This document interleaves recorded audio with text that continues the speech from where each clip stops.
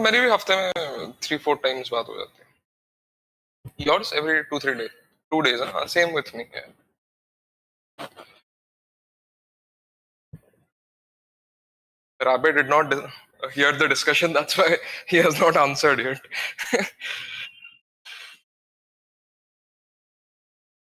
Rabe is asking what? No. We are discussing, Rabe, how often do we all talk to our parents back home? What about you?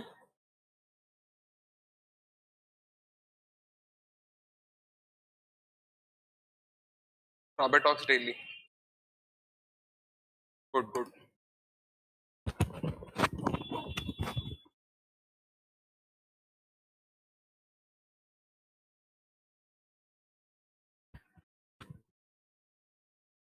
Start करें?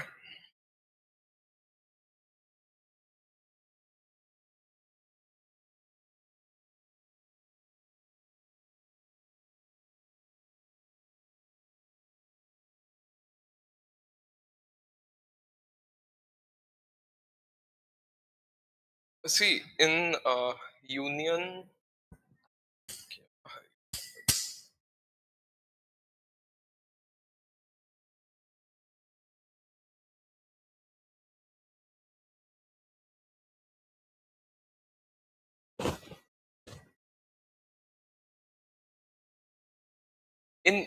state relations, there are many issues. Okay?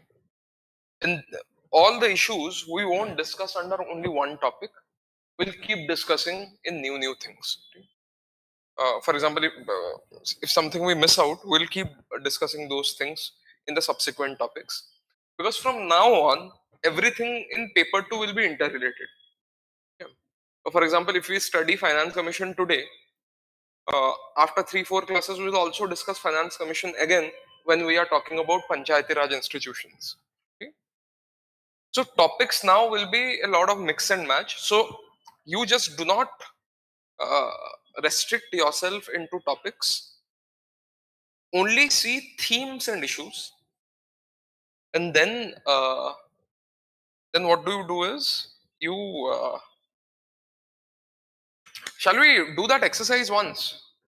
That question paper exercise. the last 2 years, so that we write down the themes. Hmm? No, I'm asking you. Have you seen this year's question paper? Hmm? You did not attend the class.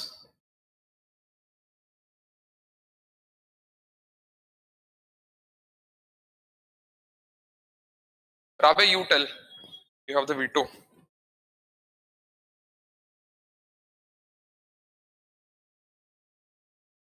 Do you want to list down the topics that is to be asked, or how do you want to do it?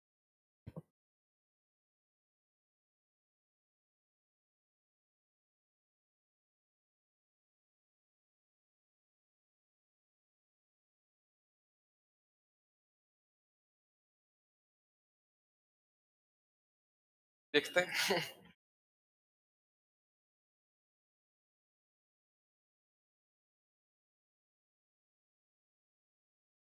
हाँ, PYQ, but PYQ से theme identify करके वो topic list down करना है या नहीं करना है वो पूछ रहा हूँ.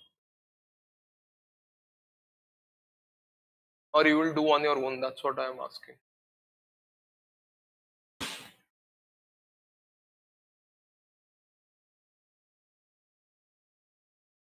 कर लेते हैं. 25 के क्वेश्चंस के बस थीम लिख देंगे. 24 के क्वेश्चंस फिर थीम लिख देंगे.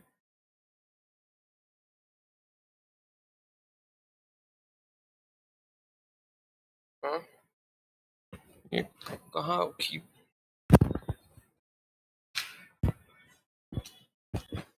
ऑप्शनल में. ऑप्शनल में होते हैं अराउंड 27-28 क्वेश्चंस, उसमें से 19 चुन के लिखने होते हैं.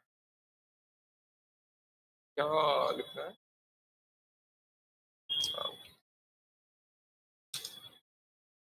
UPSC public administration question.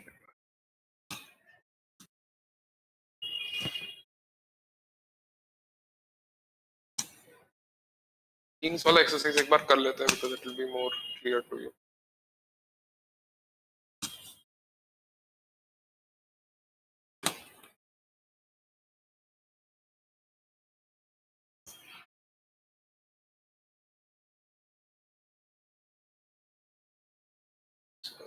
Public administration paper 2 कर लेना अभी.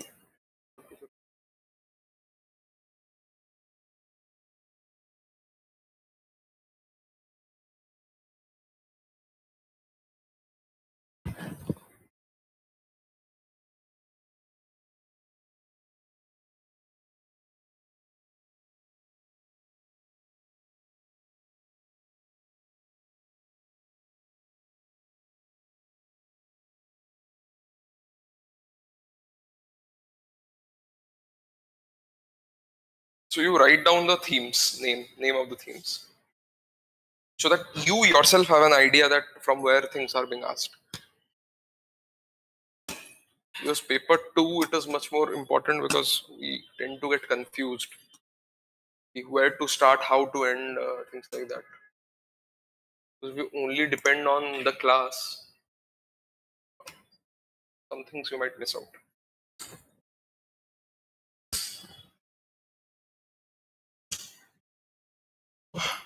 First topic, first theme is Arthashastra by Kautilya. Everything around it, we have prepared notes on it. Okay? Second topic, trace the reasons for limited effectiveness of the Niti Aayog. Yesterday we did this. Why Niti Aayog has limited effectiveness? Financial constraints. Then it's only a think tank. It does not have knowledge of ground reality. Okay? Highlight the constitutional provisions and judicial interventions to promote gender equality in India. अब तुम लोग बताओ, forward paper 2 में specifically इसकी notes बनाने की जरूरत थोड़ी है. In paper 1, in GS1 and GS2, you would have enough notes under social justice and Indian society to write answers.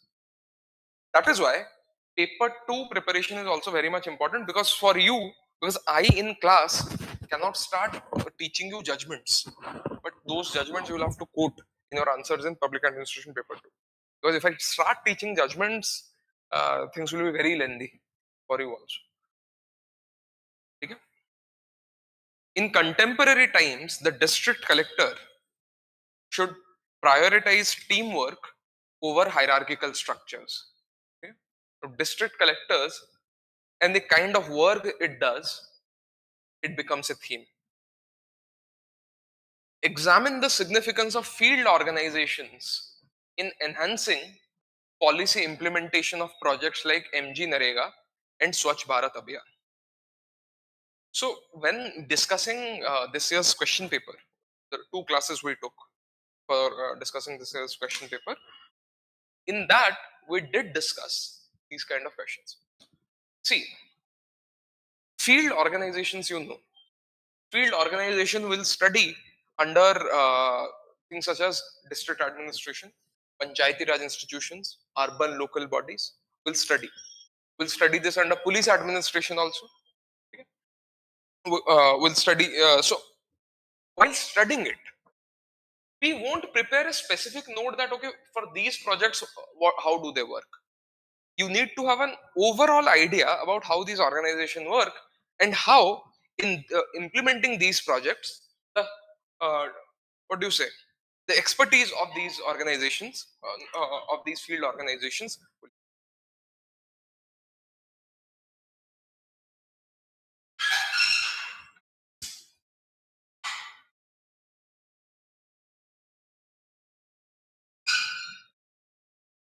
The colonial legacy is responsible for many administrative problems in independent India, as role of company agents and traders evolved into magistrates, governors, and social and civil servants.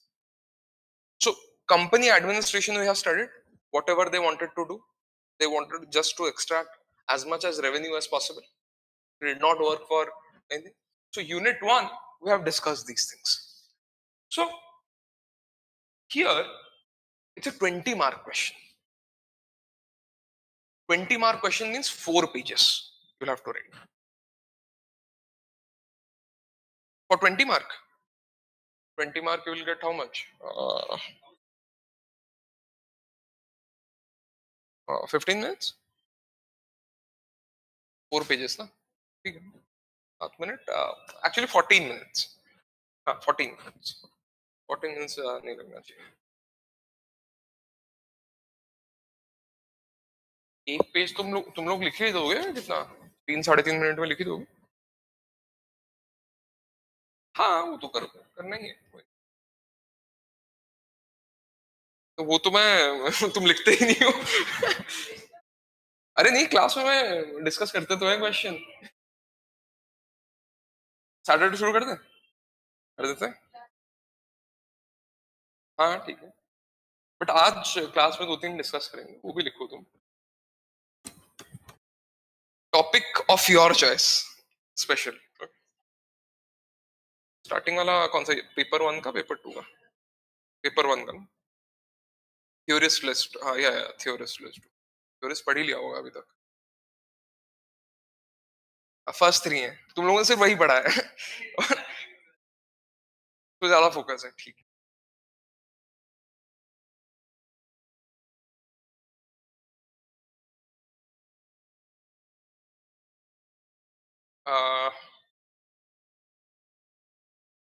Despite the division of subjects, the union government contributes towards subjects in state and concurrent lists.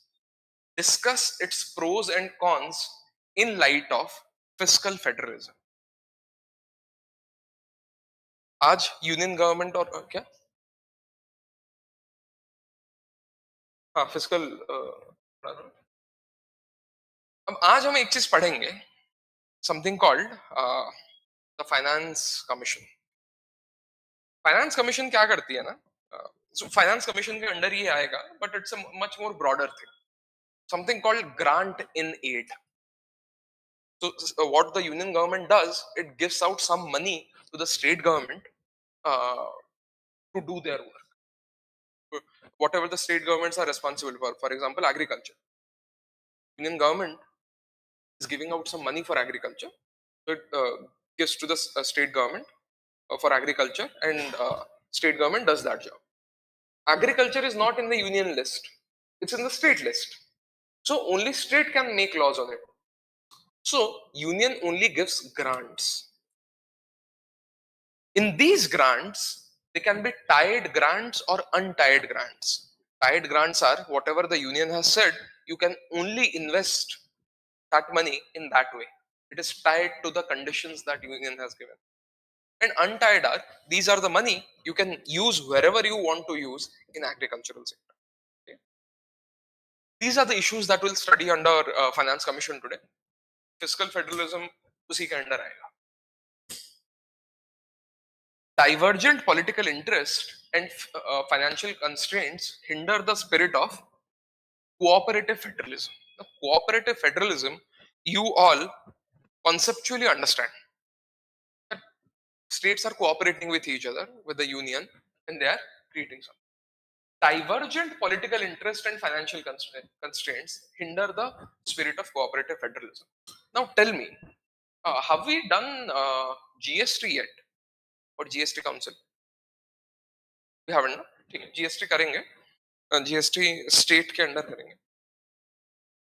But this question, divergent political interest, uh, financial constraints छोड़ दो.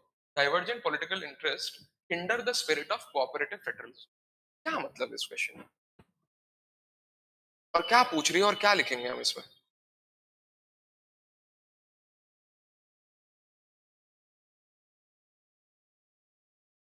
हाँ ठीक है, लेकिन इसमें लिखेंगे क्या?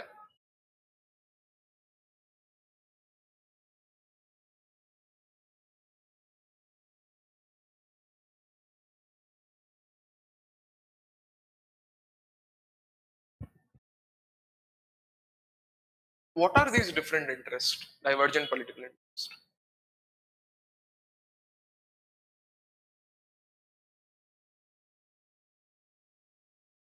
Okay, but how is that divergent political interest?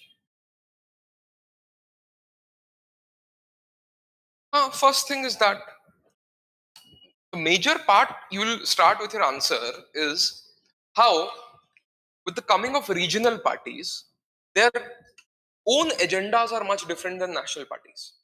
Okay? And whenever a there is a ruling party in the union and there is an opposition party ruling in the states, there is always conflict.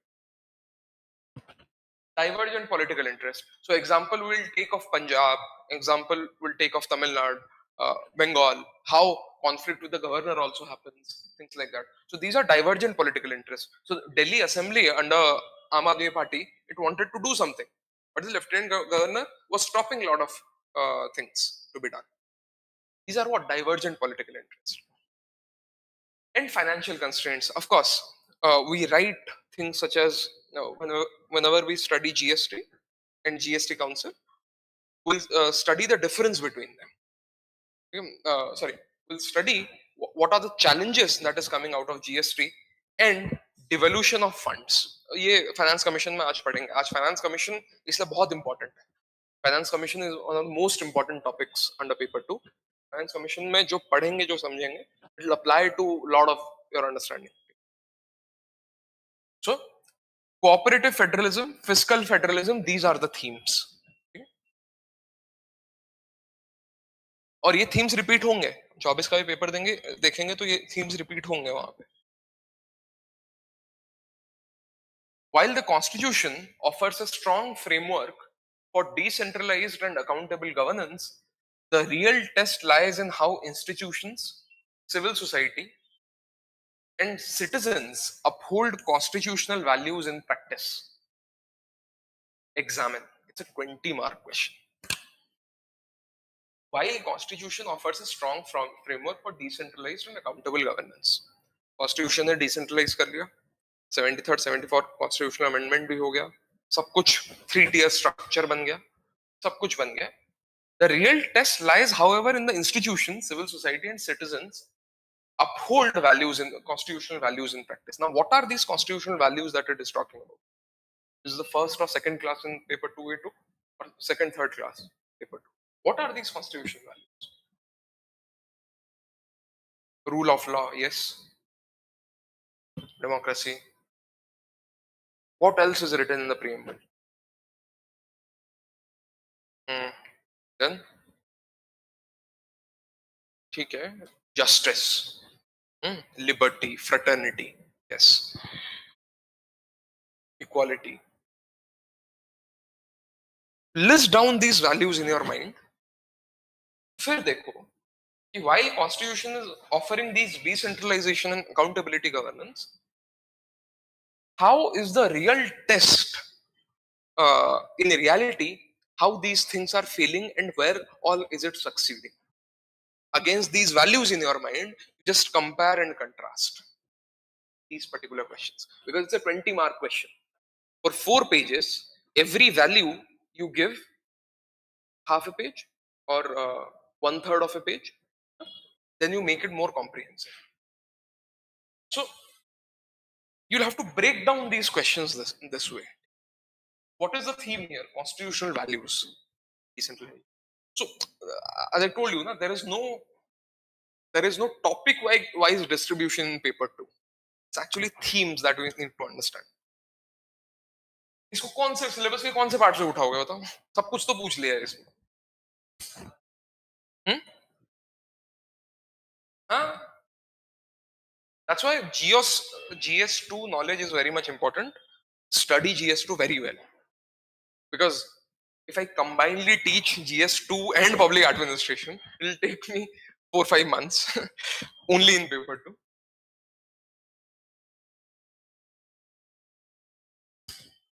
Liberalization of Indian economy has forced public enterprises to enhance their efficiency, but the effects of these reforms have been a topic of debate. Now, think of paper 1. What all theories will apply here? Or what all things that we studied under paper 1 will apply here? Tell me.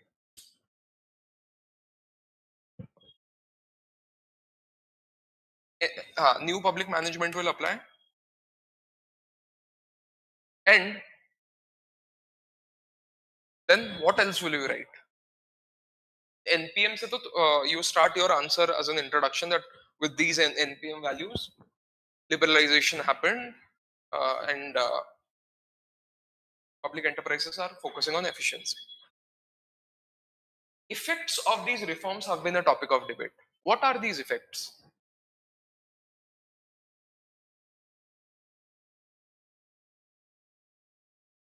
It's a 20-mark question. How will you answer it? Because whatever is needed for you to answer in this particular topic has been taught. I just want which area are you striking?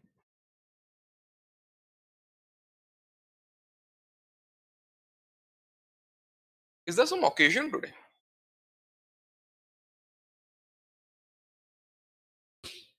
Hmm?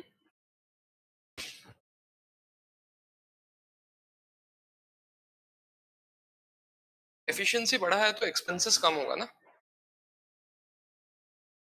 What all? Hmm? Positives and negatives. Absolutely. What positives and negatives?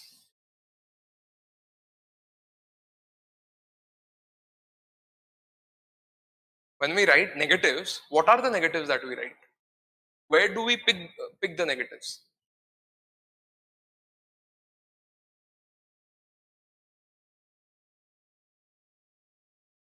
For example, limitation of which idea will we write here of paper 1? It's a paper 2 question, but we'll write stuff from paper 1 to score more marks. Limitation of which idea will we write here? Limitation of new public management will write here, right? New public management से क्या हो रहा था? Accountability कम हो रहा था. Citizens were being treated as client. ठीक है? We'll write these ideas here. First, we'll open this up and apply the paper 1 idea that applies here, and we'll open that question up. Uske baad, then we bring in those positives and negatives of liberalization, so that there is a theoretical perspective to the answer. Else, अगर हम सिर्फ इतना, ठीक है, normally किसी GS के student को दे दें जो पब्लिक एडमिनिस्ट्रेशन का आंसर नहीं है, how will your answer look like a public administration answer? when you will apply this NPM idea here, right? So that is why for the first page at least you will have to apply those NPM ideas here. And you say these were the benefits and these were the drawbacks of NPM, and this is all applies here. And then you open up the question, and then in the next three pages you write whatever comes to your mind in your answer when it comes to positives and negatives, because it's a topic of debate. Yes, are you able to understand? So liberalization and NPM is a theme that is asked. Now you can see why paper one applies here. Center state administrative relations. Okay, okay. White. Center state administrative relations are a matter of debate as constitutional provision created a strong center. Discuss. Yeah, of course, आज का ही topic. So, administrative relations between center and state. How does that look like? Of course, you all have studied your GS2. How does that look like?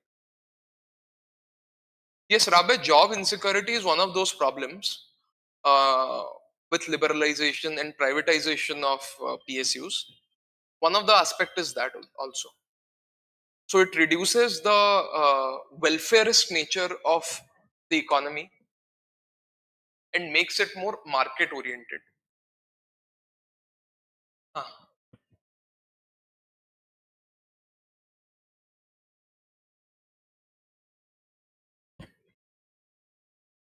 Administrative relations. I'm not asking about political relations.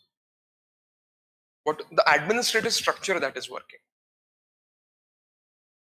क्या है administrative structure? One of that is okay. But what are the issues when it comes to center and state? Governor, one. What is the second issue? But when it comes to administration, of course, financial devolution is one. Finance commission, मान लो. I'm looking for a very particular thing that you all uh, have something very close to your heart. Very particular thing.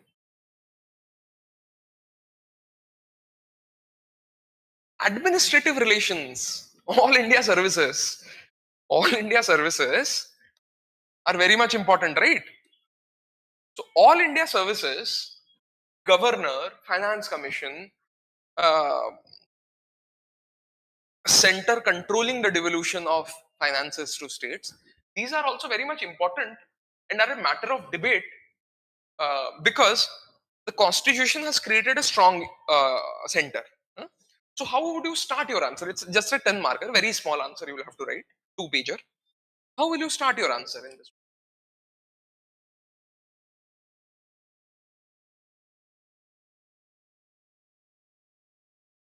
Basically, you will define, you will quote somebody like Casey Ware or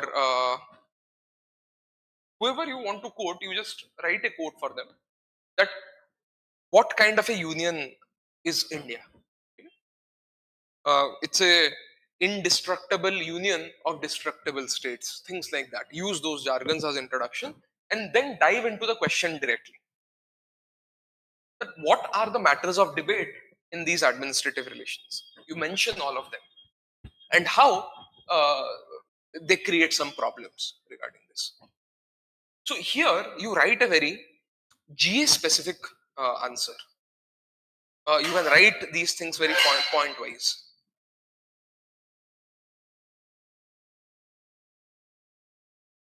Experience of various states suggest that reorganization of districts was prompted more by politico-populist convenience rather than case of administration. ये district administration में पढ़ेंगे ना मतलब. तो district administration से ऐसे questions पूछे जा रहे हैं. Directly reorganization of districts is written nowhere, but it is being asked. So पूरे पेपर में 4-5 क्वेश्चन हर साल ऐसे आएंगे जो सिलेबस में नहीं होगा, जो तुमने डायरेक्टली प्रिपेयर नहीं किया होगा। बाकी चीजें सिलेबस में प्रिपेयर्ड होना चाहिए so that you can leave these questions and can answer others. Okay? There is no bravery or no bravery in attempting these and getting low marks. We'll study this also today. This is why I wanted to show this question also to you. Lack of clear demarcation of role between state secretariat and the directorate has serious implications for policy making and policy implementation. Policy making, policy implementation knowledge is from paper 1. Yes. Here, the role of state secretariat and directorate we'll study today. How it is happening. What does a secretariat do? What does a directorate do? What do generalists do? What do specialists do? Okay.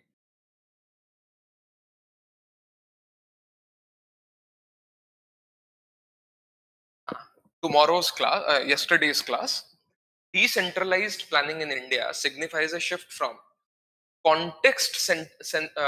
shift towards context sensitive development, but inadequate resources and local politics complicate the realization of social justice goals. Comment. क्या लिखेंगे इसमें? 10 marker है, छोटा है. What does he mean by towards context sensitive development?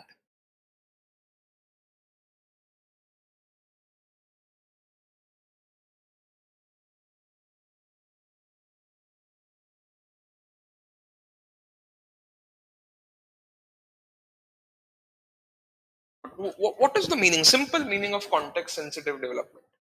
Indicative planning का under आएगा, correct, but what meaning of this?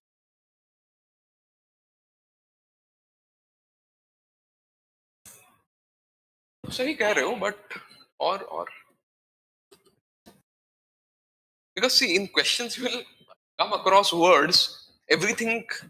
Uh, Nobody, I won't be able to cover everything in class. You'll have to apply your mind that why this particular thing applies. Shift towards context sensitive development. Now, tell me, yesterday we studied Planning Commission. What did Planning Commission do? What was the problem of Planning Commission? Why did Shrayana Bhattacharya criticize Planning Commission? Unnecessary power. But इस context में Planning Commission के लिए क्या बोला था? Centralized planning, top down approach. अब क्या है? Bottom up approach, decentralized planning. अब मान लो decentralized planning district level पे होगा या block level पे होगा, तो ब्लॉक में जो प्रॉब्लम्स है वो ब्लॉक में डील होंगे, पॉलिसी मेकिंग वहीं होगा. सो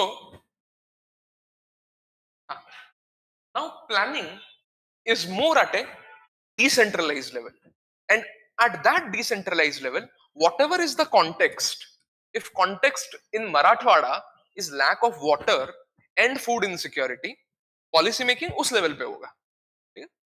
if problem in Manipur is law and order, policy making उस लेवल पे होगा. समझ रहे हो? But when it was the planning commission, everything was done from a Delhi's viewpoint. Everything was top down. Now everything is decentralized and everything is more grounded. Context sensitive development. क्या context है इस particular district का, और अगर हम किसी पे spend कर रहे हैं, does it actually apply to this district or not? That is the meaning of the question.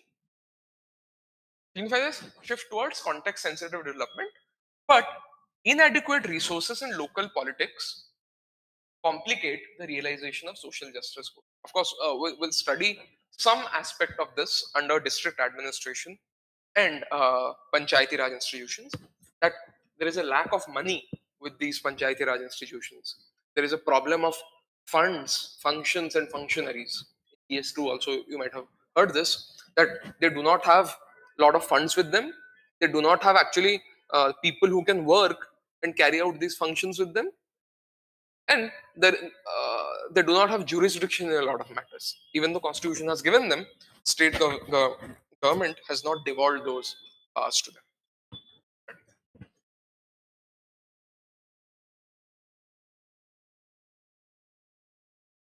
Now, things like this: low cyber awareness among officials is causing cyber security issues in the administration. Comment. Police administration ke under this question will come. But things like these are not written in the syllabus. So this is the value of PYQ, that we need to have answers for these cyber security, cyber attacks, things like this.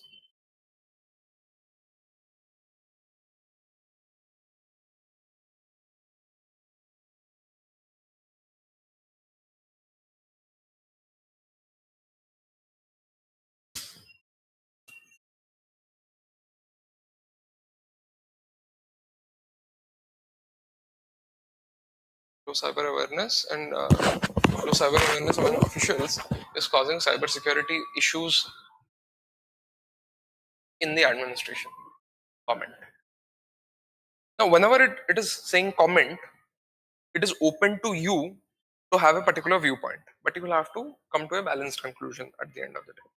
So, comment is low cyber awareness among officials is causing cybersecurity issues in the administration. Of course, you agree with this particular issue.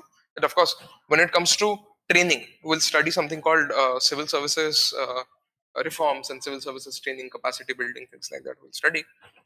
Under that, we bring in knowledge from there and say that when it comes to training of lower level officials, street level bureaucrats, that training itself is very inadequate. Training is sometimes seen as a paid leave or vacation for these officials. And the training curriculum that is given to officials who work at a day-to-day police administration, they are not aware of these of these cybersecurity challenges. So what happens to this?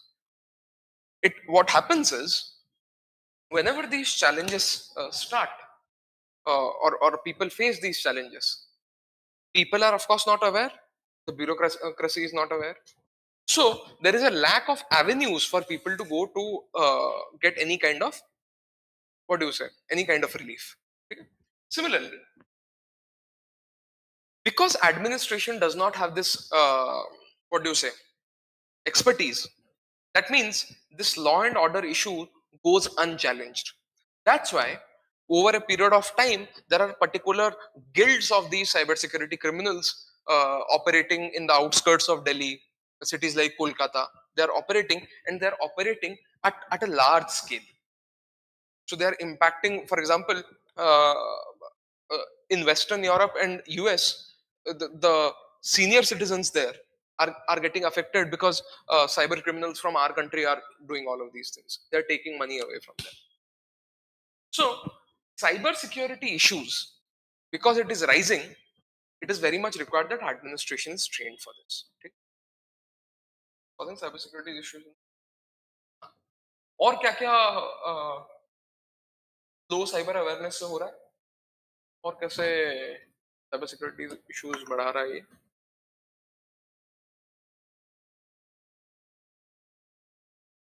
What other points can we rate?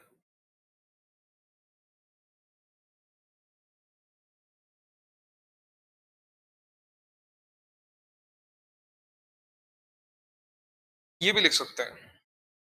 For example, the administration itself is threatened by these cyber criminals. For example, AIMS. Now, AIMS, 2-3 years ago, AIMS data leaks happened. All the medical data that was with AIMS, it was attacked by cyber criminals from China, probably with China or from somewhere else, and they took away the medical data. Now, imagine how valuable these medical data is for insurance companies.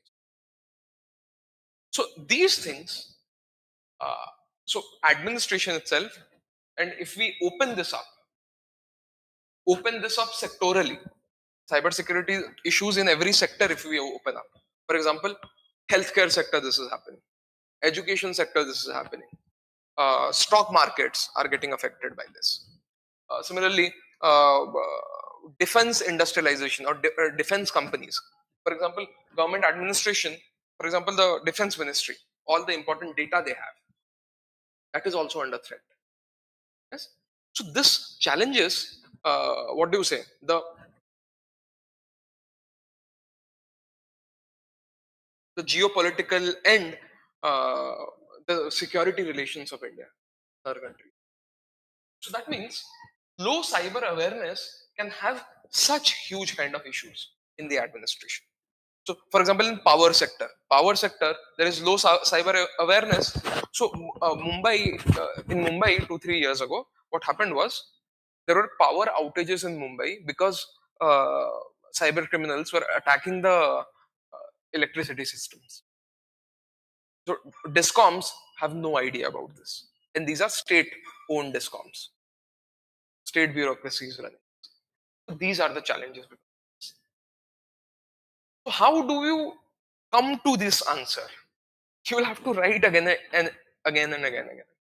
There is no two ways about it.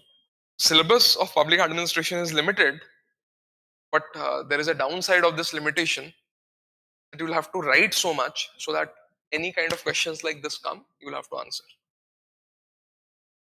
The guillotine hastens the budgetary process to meet the timeline. Evaluate the procedure. You all remember we did this under budgetary process? What is guillotine? तो French revolution में है but budget में कैसे हो रहा है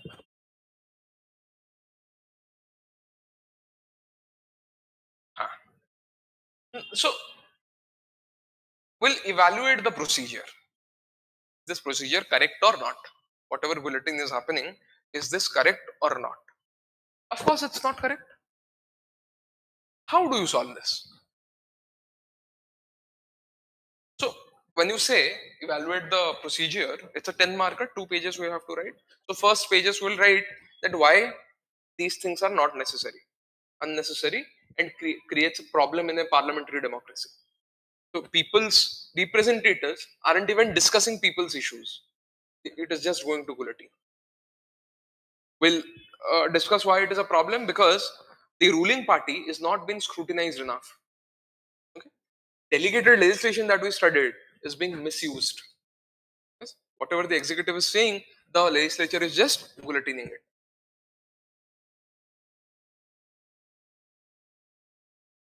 We right? What all the problems is happening? Problem of accountability and control. Now, what is the solution for this? We also write a particular line that it is important for few procedural or operational issues, but not when it comes to serious societal issues. So, bulletin should only be reserved to uh, go on with emergency deadlines, not a day-to-day affair. So, every budget this happens. Only 10% of or 2% of budget is debated. The rest is just guillotine. So then we write a way forward that the sitting of parliament or parliamentary committees should be more empowered. Estimates committee, committee for subordinate legislation, these should be empowered with more technical workforce so that they can scrutinize the budget within a very small span of time. This is the recommendation. Okay?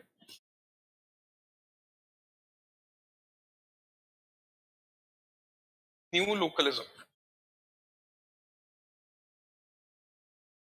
New localism will study under district administration. This is an idea we'll study. District administration. Gram Sabha aims to enlist community participation. Gram Sabha will study under Panchayati Raj institutions. But you just remember these themes. Gram Sabha, Bulletin. Bulletin वाला क्या answer है कौन से topic का है accountability and control का है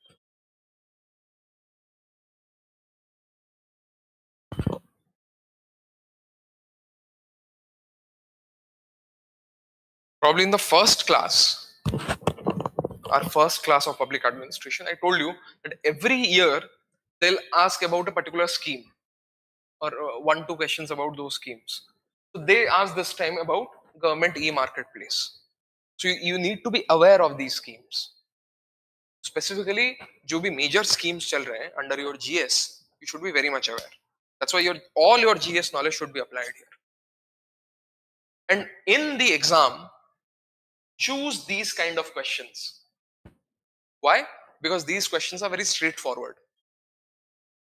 Identify the implementation challenges and issues of government e market place, straight forward GS जैसा क्वेश्चन है. कुछ अगर अप्लाई कर सकते हो थ्योरी का थोड़ा अप्लाई कर दो, अगर नहीं कर रहे हो it won't matter. You, it's a GS type question. List down whatever. Write it. So choose these kind of questions, which are generic in nature. अब वो मत चूज करो जिसमें मतलब कुछ कुछ ब्रॉडर चीजें पूछा है. ब्रॉडर चीजें in the sense which is a bit philosophical in nature.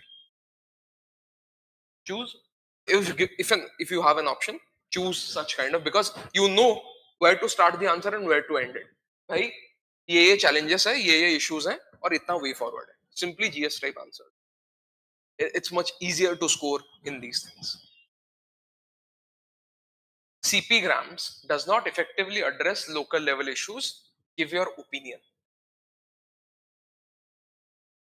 So, अगर ऐसे questions हैं, does not challenge, give your opinion, और ऐसे question के भी difference है.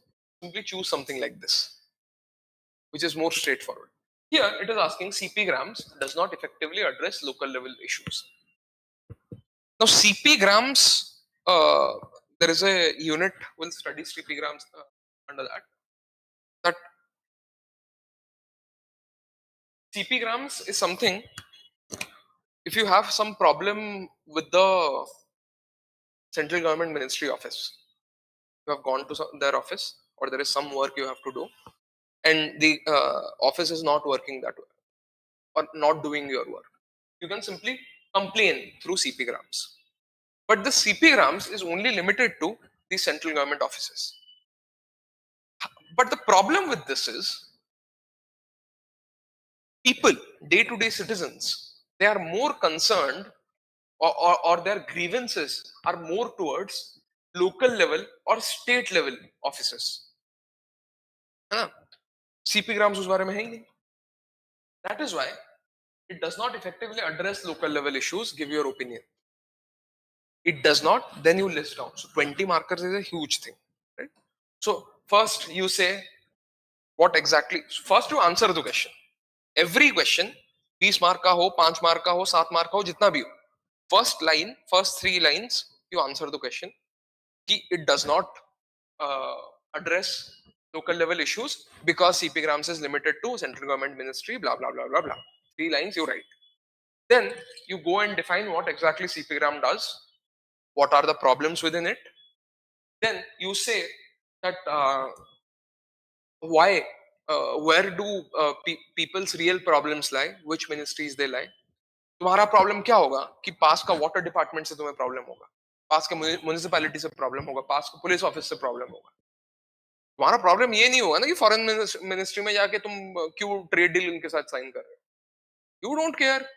You care why your primary school in your particular area is not working very well. That is the issue that people have. उनके लिए कहाँ है grievance redressal? So that is why CPgram is not solving that problem. So you give your opinion for 20 marks.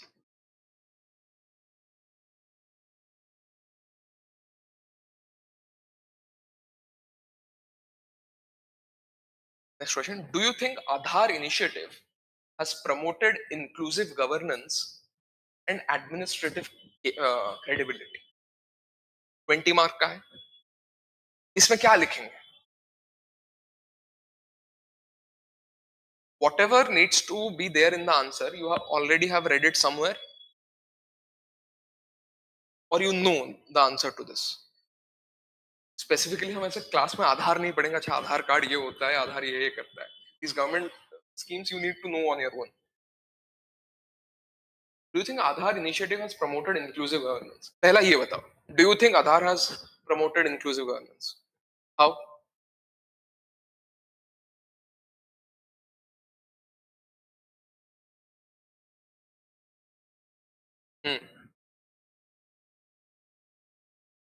की words बताओ मेरे को. Paper 1 का क्या अप्लाई होगा यहाँ पे?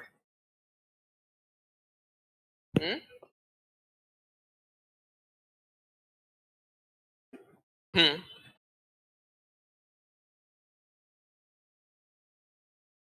Information is accessible.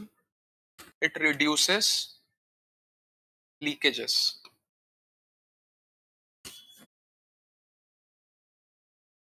New public service. How?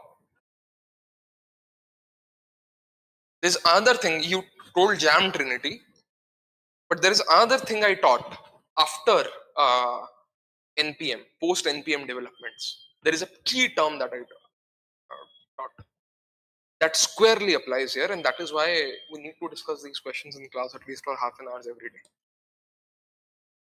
Hmm? नहीं. Something that was against NPM. नहीं वो तो NPM है. Something that was against the government, against the NPM. It said new public NPM is dead. Long live digital era governance. So digital era governance will apply here because Jam Trinity अगर आ गया, government does not need private sector to do all of these things. Government can simply send money to your account or coupon to your account and say, okay, do these things. Yes. Now, government does not need such elaborate, efficient administration to do so. Because government does not need people to do these work. Government can simply send it to people's bank account और लोगों को जो चाहिए होगा वो खरीद लेंगे. Huh? Market does not need to distort the market, or government does not need to distort the market by providing subsidies, providing cheap power, cheap water, things like that. It does not need to do that. It can simply send money to your account. Jam Trinity makes it possible. How it promotes inclusive governance? People, the beneficiaries around the country, they do not have to now go to a government office and stand in a line. Directly it comes to their bank account. Promoted inclusive governance and administrative credibility. Administrative credibility कैसे आ रहा है? Digital era governance में लोगों को पता है that government scheme is this and this is how things are going to happen. They do not need to go to a government office to ask कि sir ये कैसे होगा, एक और फोटोकॉपी क्यों लगेगा. These things are out of the picture now. It creates inclusive governance and administrative credibility because people now trust the process. कि digitally ये लिखा है तो ये होगा. मोबाइल उनके हाथ में है तो कुछ भी कर सकते हैं उससे. Now, it's an open-ended question. Do you think? Answer no भी होता है. यस तो हमने लिख लिया. नो भी हो सकता है. So we'll write the downsides that no, it does not promote inclusive governance in some regards. There are limitations for this inclusive governance. How?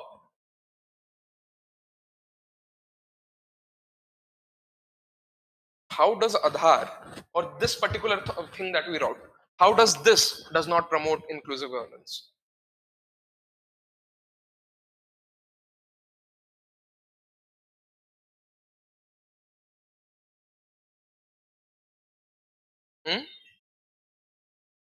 ठीक है, आधार में नहीं है. that is a relevant point, but more substance. क्या problem है ये आधार में और ये जैम ट्रिनिटी में?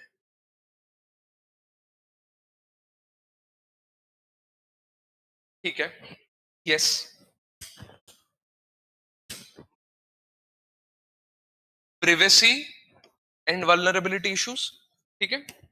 There is no consent that how your data is going to be used. Plus, because we studied that the government administration are not very much aware of cyber crimes, these are under threat. Second point क्या होगा? Digital divide. I was searching for this. Right? Digital divide in rural areas, whoever these beneficiaries are, who weren't even aware to go to weren't even aware of their rights, how do you expect them to be very tech savvy and have smartphones with themselves so that they can withdraw and do any kind of transaction? The assumption is very much misplaced because smartphone penetration is not too much in rural areas. Smartphone with women is not too much. So there is gender and urban rural divide with this particular thing. Similarly, Aadhaar is not, what do you say, a proof of citizenship. So, whoever is not consenting to make an Aadhaar card, you are excluding them from the benefits of a welfare state. वो भी आएगा. Next point क्या आएगा? और था यार, मैं भूल गया क्या.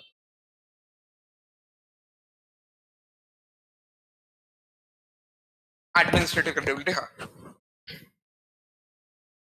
Yesterday we read something that algorithmic governance हो रहा है. Policy पहले लोग बैठ के बनाते थे, अब एक मशीन बनाती है. If people have some problem with however the governance is going,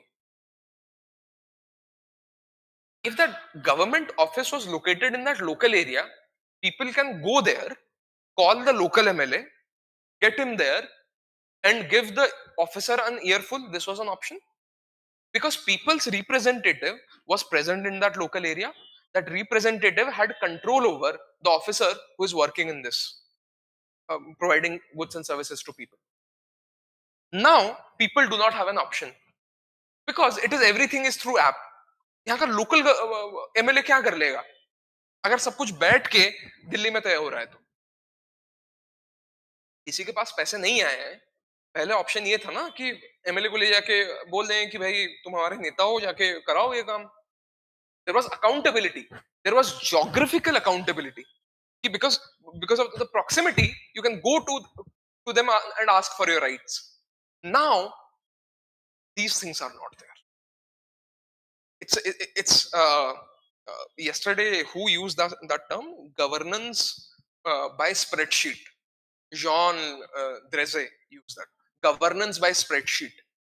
That means there is a depersonation of governance. People are not involved in governance. Only digital interface is what is doing governance. Are you able to understand? This is where questions will be start to get asked. Because problems, whatever is written in the syllabus and whatever is exactly being asked, can you see how different it is? Syllabus काफी नहीं है, अपने को ये सब समझना पड़ेगा.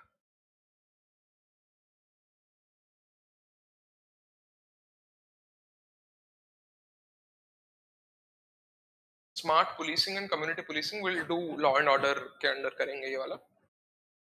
But get an idea with this. Smart policing and community policing programs have been initiated to address socio-technical challenges in law and order. Discuss. Cyber security का एक क्वेश्चन हो गया, एक इसका हो गया. सिलेबस में ये क्लियरली मेंशन है ही नहीं. That is why we need to identify topics from questions and make answers on that. GS2 में भी ये सब पढ़ोगे. That's why GS2 knowledge is very much important.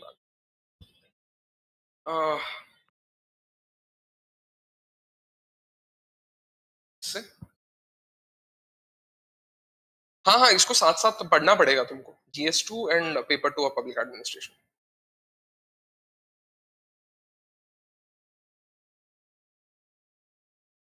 Many elected women representatives in local government in India, especially from marginalized backgrounds, often struggle to govern effectively. Examine. This is what? This is Panchayati Raj also. This is paper 1 society, GS1 society also, GS2 social justice also, and GS2 governance also.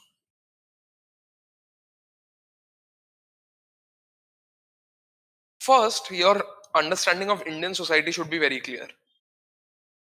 How caste system works, and if a person is a woman and that woman is a Dalit, there are threefold level of discrimination that happens. And if that person is uneducated, so they are not educated, they are born in a marginalized community, and they are women, so they are discriminated because of patriarchy, they are discriminated because of the caste system, and they are discriminated because they do not know, and they are discriminated by the officials who work there. Double or triple level of discrimination they face. often struggle to govern effectively. Now the question is, under Panchayati Raj, one particular aspect will come, that there is a lack of capacity building on people who are elected representatives, who do not build capacity. Have you ever seen that politicians are going for training? No. Parliamentarians are not going. What will they go? They go for. So you are training the civil servants, but you aren't even training the politicians. And there should be some training program. There should be something, right? There is no capacity building for them. So if they are not aware of things, how things work, there is no capacity building for them. Invariably, the official who is working there will take over the administration and fool the people around. Isn't it what is happening in reality? So they often struggle to govern effectively. Why? Because, for example, in a village setup, if you imagine, if the so-called upper caste there think that a Dalit woman is taking decisions for their village, don't you think it's a ego issue for them? Yes, people won't accept those things. Second, within the household, women faces things like the double burden. They'll have to work outside, come back and work inside also. Yes, often struggle to govern effectively. What other aspects of govern effectively? Literacy rate with them is less. Panchayat Pati tradition is there. Elite capture of local institutions are there. What else? 20 marker है और कुछ बताओ.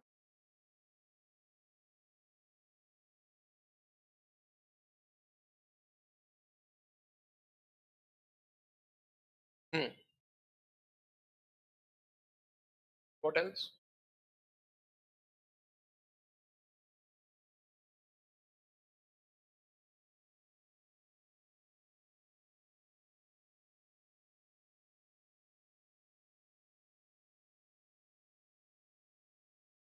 Yeah. Use that everywhere. पंचायती राज में जो पढ़ोगे, use it everywhere. So when we study Panchayati Raj institutions, a lot of points will come, and we'll just give a gender perspective and write this answer. Okay. Next is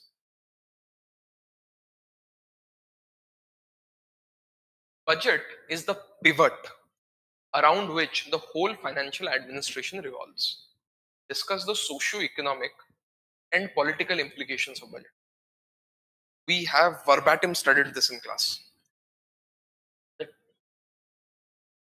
The class we have covered this, or when we discussed these questions we covered this? In class have we covered budget? We must have covered budget in paper 1. Huh? Paper 2 also we have covered. Paper 1 budget we have covered, right? Financial administration we did, and financial management we combined and studied it. It was a huge class.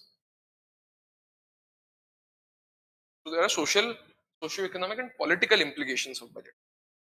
So budget is being asked. So what are these socio-economic and political implications of budget?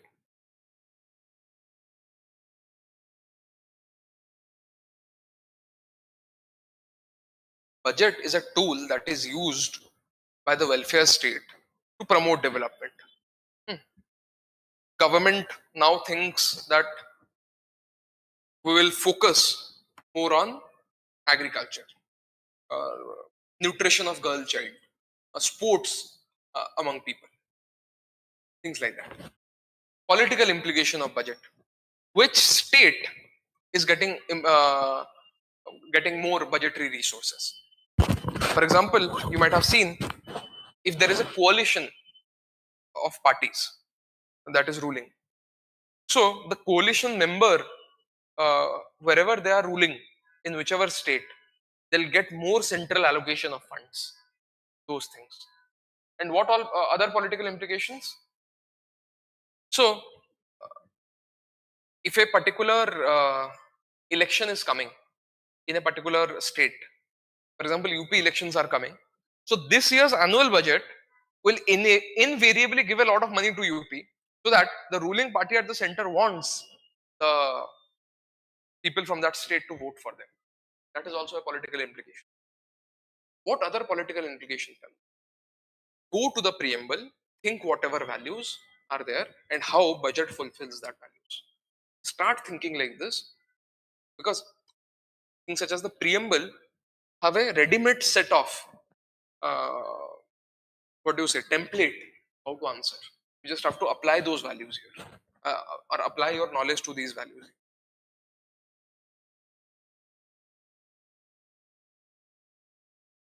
Business process re-engineering का question है.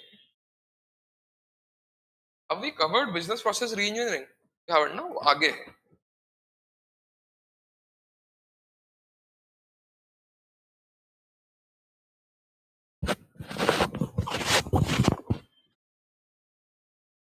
How have we not covered business process re-engineering? PERT, CPM we have covered, right? PPO you have not covered. But let me see where we will cover it. हाँ, last question में देखो. So in paper, actually we'll have to choose. For example, we'll have to choose, for example, amongst these two. For example, either you choose question number 7 or question number 8. You can't write A, B, C. You'll have to take the whole package. Metropolitan cities are providing major portions of national wealth, but their governance is fraught with intricate institutional relationships. Explain. What is this question asking?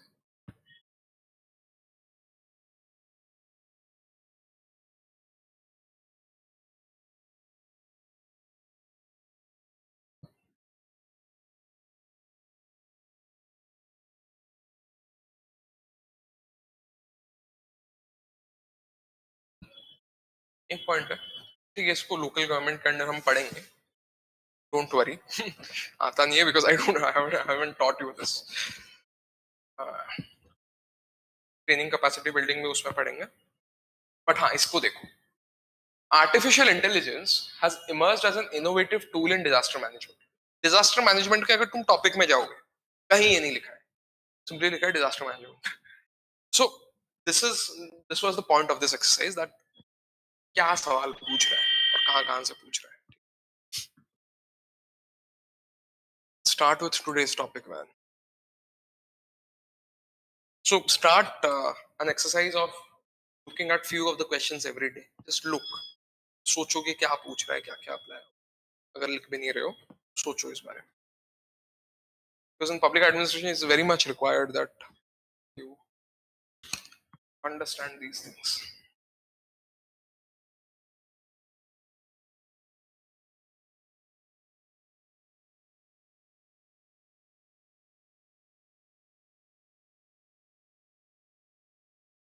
Tomorrow again we'll discuss that 2024 paper. We'll see. Okay? Every day, at least half an hour, we'll see these things.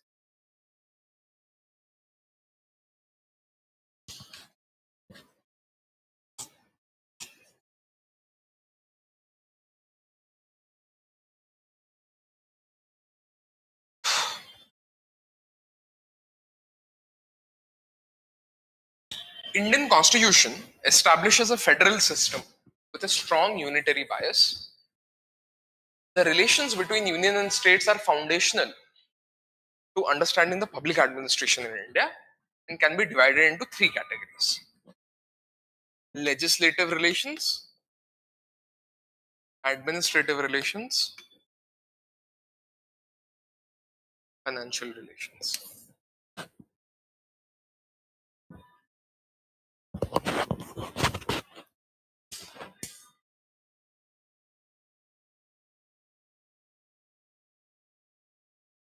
Now, legislative relations. When it comes to legislative relation का simple मतलब यही है ना कि law making relations है.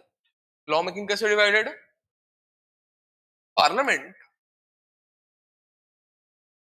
can it make laws on everything around the world? No. They are limited to something called the union list and concurrent list.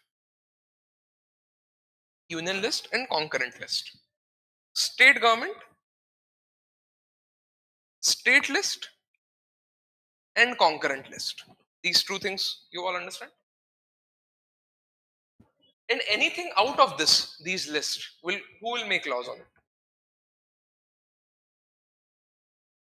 Because residuary power is with the union government. ठीक है? इतना समझ आ गया? Legislative relations simple. Territorial jurisdiction. Parliament can make laws for whole or any part of India, while state legislature can make laws for whole or any part of the state. पहले territory में क्या है? Parliament कहीं के लिए भी law बना सकती है, बट स्टेट सिर्फ अपने स्टेट जुरिस्डिक्शन के लिए लॉ बना सकती है. Simple. Subject matter, these three lists. Parliament has exclusive power under Union list, contains 68 subjects of national importance like defense, foreign affairs, banking, currency. State list, second list. This is under which schedule? Seventh schedule. You remember these things, huh? I'll ask you in prelims. State legislature have exclusive power under this, contains 59 subjects of regional importance like public order, police, public health, agriculture. These things are there. Next comes concurrent list or list 3. Both parliament and states can make laws. Contains 52 subjects like education, forest and criminal law. In case of conflict, the union law prevails. Criminal law, education, forest, things like that.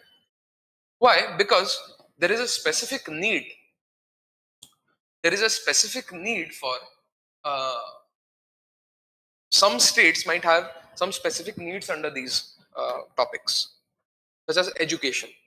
तो education पूरे India में similar होना चाहिए higher secondary level पे, but primary level पे थोड़ा changes अपने को लाना है, because language might be different, teacher training might be different, so that's why this things happen.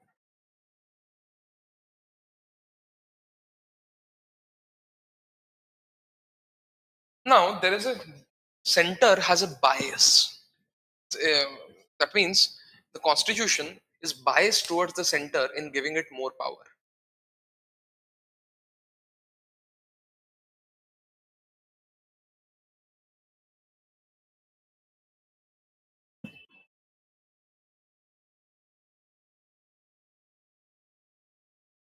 Now the dominance of the union is evident on these kind of constitutional provisions. Okay? So you remember these kind of constitutional provisions when it because in that question you remember administrative relations between union and state it asked. So we'll remember what all constitutional provisions are relevant. So once you write constitutional provisions, they become very clear. Residuary powers are vested in the parliament. Okay. Second, if Rajya Sabha passes a resolution by 2/3 majority that it is in the national interest, parliament can legislate on state list subject. So it is with the Rajya Sabha. If Rajya Sabha says, okay, these are the list, these are the two things that is inside the state list, what we want union to pass it, union to pass laws on it. So Rajya Sabha can do that. That is a unitary bias towards the union. 250. During national emergency, Parliament can legislate on any subject in the state list.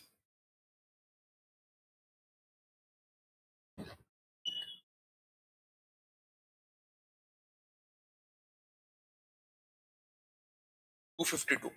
If two or more states consent, Parliament can legislate on state list subject to the to those two or more states. This is to do what?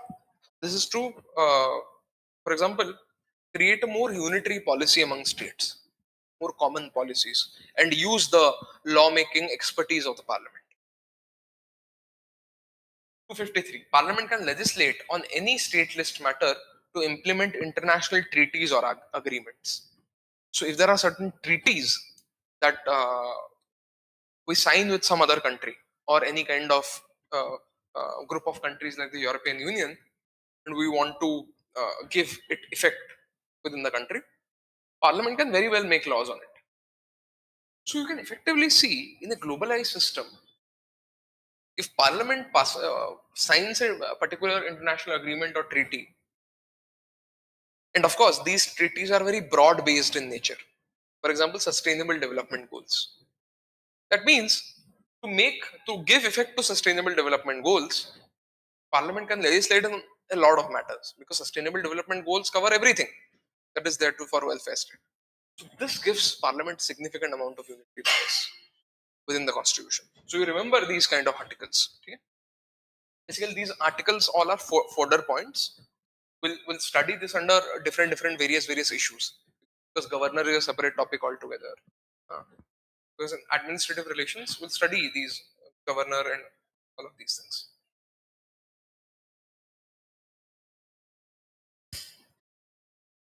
Financial relations.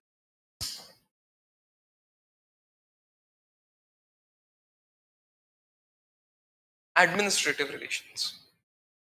So it asked about administrative relations, that question. So if we remember these articles in our mind, so that question or the answer you write is looking much different than others. It's very much at par with one of the best answers. So you'll have to remember these kind of articles by heart. Them. Article 256: the executive power of every state must be exercised in compliance with the laws made by the parliament. That means the state is obligated to act on any law that the parliament has made. So law-making power of the parliament has been limited by the seventh schedule. But once the parliament has made a law, the whole state machinery has to be uh, centers power to direct. The union's executive power extends to giving direction to a state as may be necessary for the purpose. This includes the construction of communication of national importance and protection of railways.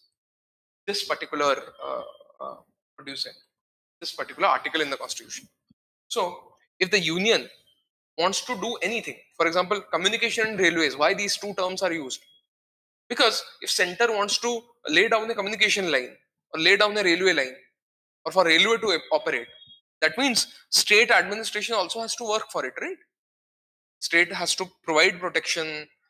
Only the RPF cannot do everything. So state government's role is very much this. So center has the power to direct the state government to carry out some activities. This provides a unitary bias towards the center.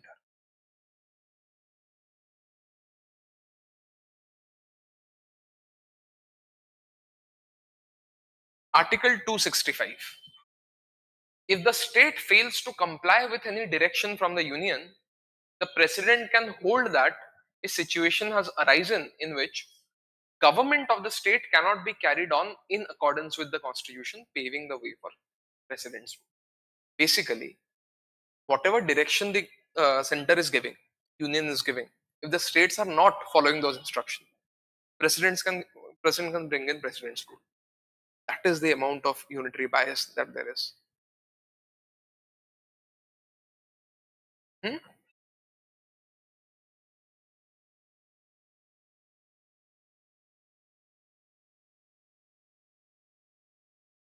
There are certain directions that they issue for मतलब ऐसे exactly नहीं होता है इस वजह से there are lot of other reasons for president's rule इतने छोटे मोटे के लिए नहीं कि हाँ एक कम्युनिकेशन तुमने फॉलो नहीं किया तो कल से प्रेसिडेंट्स रूल ऐसे नहीं but the power is with the centre to do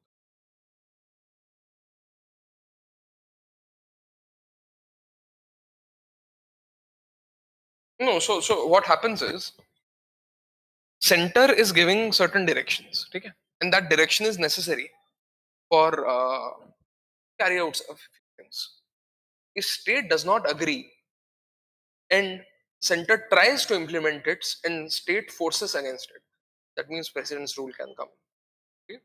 Especially this happened I guess during the panchayat elections in West Bengal. Center sent the paramilitary in West Bengal to control the law and order situation and especially this thing I have only seen in West Bengal elections. Lot of violence happens during elections.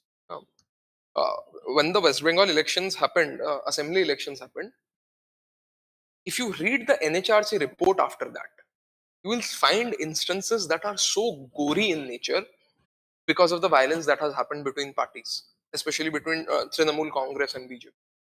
Party workers killing each other. I mean, violence against women was rampant during that time, 2020 days period. So, such was the grave condition. Now, during Panchayat elections, I guess this was during 2018 or 19, I don't remember the exact date. Panchayat elections were about to happen in West Bengal.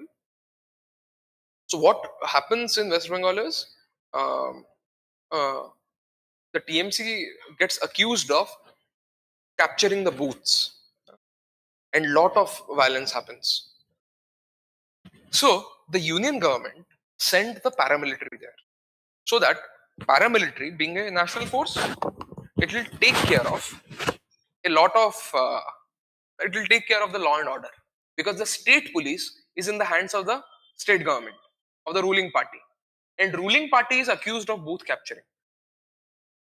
So the police does not act in a fair manner. This is what the central government thought and sent the paramilitary. A standoff happened between the state police and the paramilitary, and paramilitary was not allowed to go out of the camps for a few days. Then the matters resolved, a lot of things happened.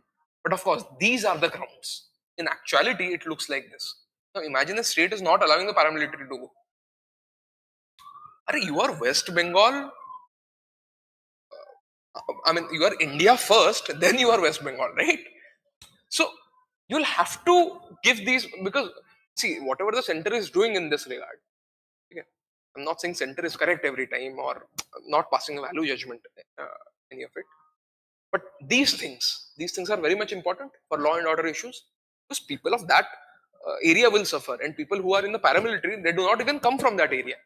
They are going there and risking their lives, and it's the center's responsibility to take care of the law and order of, if the state is not able to take care of law and order.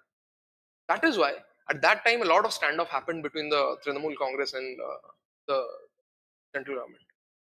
So in reality, it looks like this. So if a state is not allowing the paramilitary to go and work there, whichever rule state that is, it can be a opposition rule state or a ruling party rule state, वहां पे president rule लगाना ही पड़ेगा. कहाँ पे? बंगाल में उस time पे वो लोग मान गए, मतलब पैरामिलिट्री ने थोड़ा रोका, बट बहुत वायलेंस हुआ था. You actually, if you go and read, there is an NHRC report on this. The details, I mean, you will succumb or you will be very numb for a few days. Such violence, भाई.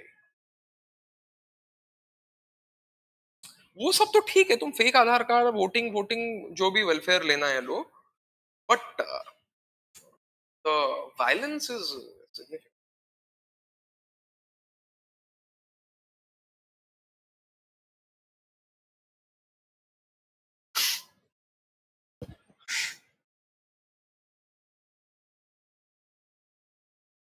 Some people are so impatient. I mean, there is no civic sense in this country, right?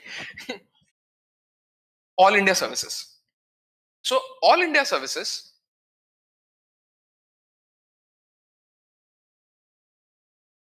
IAS, IPS, IFS. IFS इसमें से क्या है? For कौन सा? Foreign service ना? Foreign service all India service नहीं है. Forest service, recruited by centre but serve in the states. So centre इनको रिक्रूट करती है, तो सर्व कहाँ करते हैं? स्टेट में करते हैं. They are controlled jointly by the centers and state, acting as a powerful instrument of administrative integration and central supervision. So, all India services are the ones that create or keep the what do you say, administration of the nation standardized. कि कुछ तो standardise है. ऐसा नहीं है कि तुम केरला से उत्तराखंड जाओ और पूरा एडमिनिस्ट्रेशन ही बदला हुआ है. ऐसा नहीं है ना. हर जगह एक डिस्ट्रिक्ट कलेक्टर है, हर जगह एक एसपी है. कुछ प्रॉब्लम होता है तो तुम जाके ग्रीवेंस कंप्लेन कर सकते हो एंड गवर्नमेंट टेक्स एक्शन. ये सब तो है. It's to create a standard. तो ऑल इंडिया सर्विसेज उसके लिए है, बट ऑल इंडिया सर्विसेज का अल्टीमेट कंट्रोल किनके हाथों में? सेंटर के हाथों में. Center can call them. That's why there is a bias again towards the center. Which state would you prefer to go to? All India services. Sikkim. You, Pawan? Own state. Andhra Pradesh, Telangana, what? Andhra Pradesh. Not Gujarat. The grievance against Gujarat is real.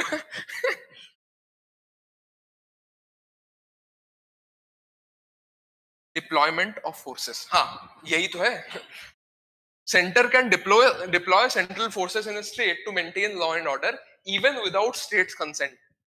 Though this is a politically contentious issue because of these things. State government does not agree कि यहाँ मत भेजो तुम अपने troops.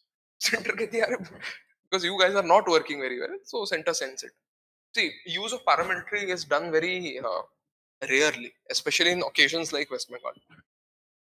ऐसा नहीं है कि कहीं पे भी नॉन बीजेपी गवर्नमेंट है तो वहां भी does not happen like this. Sensitive areas अगर कुछ प्रॉब्लम हो रहा है actually, because some are international borders also. Since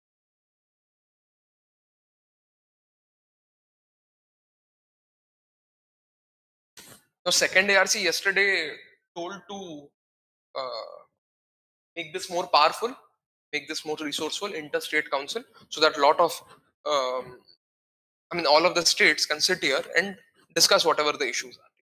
A constitutional body to facilitate coordination between centers and state. Huh. They wanted to establish a permanent interstate council. Permanently वहां पे लोग हैं. So यहाँ से administrative relations भी define होता है. And in 1990, this was permanently established interstate council. IAS. But because Niti Aayog is there, it has taken over a lot of function of the interstate council. Next is financial relations. Now, central government collects taxes. Okay. It gets a lot of grants from other countries. For example, it takes a lot of loans from other institutions also. So it has to devolve or give the, what do you say? What are these? States more and more money, right? Whenever they need anything. Because states do not have so much amount of taxation power. They had a lot of taxation power, but after the coming of GST, this taxation power has been taken away. Now, what is happening through this? With the coming of GST, what happened was the center and all of the states, they agreed to give up their taxation or taxation they used to do under value added tax, VAT. Okay? Only 3 things were kept with the states. For only the states to tax, that is liquor. Second is petroleum. Petroleum है मतलब diesel वीजल सब कुछ आएगा. And ATF, aviation turbine fuel, तो basically जो aircraft में डलता है. These 3 things only states can tax. Rest all comes under GST when it comes to indirect taxes. ठीक है. हाँ, indirect taxes में तो ऐसा होता है. Direct taxes में whatever income comes, that income is taxed, it goes to the government. Which government it goes to? Income tax कौन सा गवर्नमेंट लेती है? सेंट्रल गवर्नमेंट लेती है ना. तो सेंट्रल गवर्नमेंट के पास इतना इनकम टैक्स जा रहा है, कॉर्पोरेट टैक्सेस जा रहे हैं, सब कुछ जा रहा है, प्रॉफिट पे टैक्सेस जा रहा है, तो सेंटर के पास ज्यादा टैक्स रेवेन्यू आता है as compare to states. States के पास ज्यादा स्पेंडिंग है क्योंकि स्टेट्स को ही डेवलपमेंट प्रोग्राम्स इंप्लीमेंट करना है. तो हिसाब किताब थोड़ा उल्टा है इसमें. बेसिकली टैक्स रेवेन्यू सेंटर के पास ज्यादा आ रहा है, खर्चा ज्यादा स्टेट्स को करना है. उसी में सारा मारामारी है. You understand this, right? You understand this problem, then all of this will make sense. GST में ज्यादातर इन तीनों को छोड़ के सब कुछ सेंटर के पास जा रहा है. आई मीन थोड़ा शेयर स्टेट के पास भी जा रहा है एसजीएसटी में, सीजीएसटी और S, but maximum is going to the centre and income tax is going to the centre. Division of taxing power. The Constitution provides a clear-cut division. Union list subjects are taxed by the center. State list subjects are taxed by the states, and there is no concurrent list taxation. Now, what has happened? For example, things such as land taxes or land revenue. Who taxes them? The state taxes them. Collection of land revenue. तो state list में वो जो चीजें tax हो सकती है, municipal tax, ये duty, वो ड्यूटी, वो स्टेट्स लेती है. But specially when it comes to goods and services, these are taxed under GST. वो यूनिफाई कर दिया हमने, ओरिजिनल कॉन्स्टिट्यूशन को हमने चेंज कर दिया. Distribution of revenue. Tax levied bye union but collected and appropriated by the states. तीन तरह के टाइप्स हैं. टैक्स कलेक्ट तो यूनियन कर रही है, but actually on ground states collect करके यूनियन को भेज रही है, वो एक टाइप है. Tax levied and collected by union but assigned to the state. So under GST there is a particular thing. Whenever you buy a particular popcorn, for example, there will be CGST. For example, CGST 2.5%, SGST 2.5%, total taxation is 5%. तो ये 2.5% centre को जाएगा, ये 2.5% state को जाएगा. मानो वो हमने दिल्ली में खरीदा वो पॉपकॉर्न, बट वो पॉपकॉर्न आया है सिक्किम से, स्पेशल हिमालयन पॉपकॉर्न. उसमें IGST लगेगा, integrated state GST, inter state GST, IGST. नहीं. तो जीएसटी, अच्छा ये बताओ, IGST में अगर हम दिल्ली में पॉपकॉर्न खरीद रहे हैं, बना वो सिक्किम में, टैक्स रेवेन्यू किसको जाएगा? जीएसटी वाला.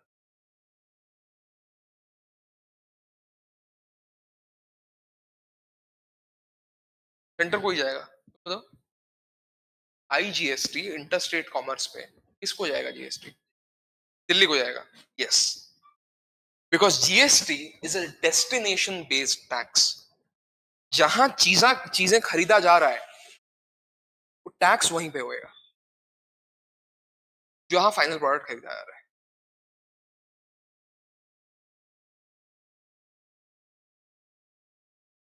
तो जीएसटी जो है, ठीक है, प्रोडक्शन छोड़ दो, कहीं पे भी हो रहा है, जीएसटी जो है वो कहां पे लगता है? जब हम सामान खरीदते हैं तभी लगता है, दुकान पे जाके.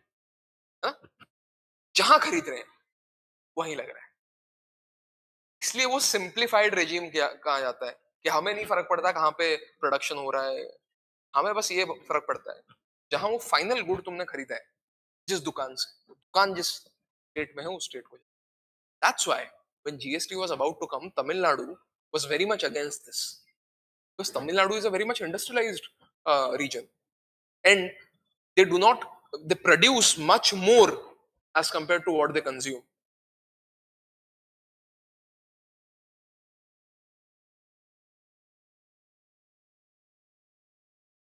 Yes, everything will come to Delhi. That's the issue that happened.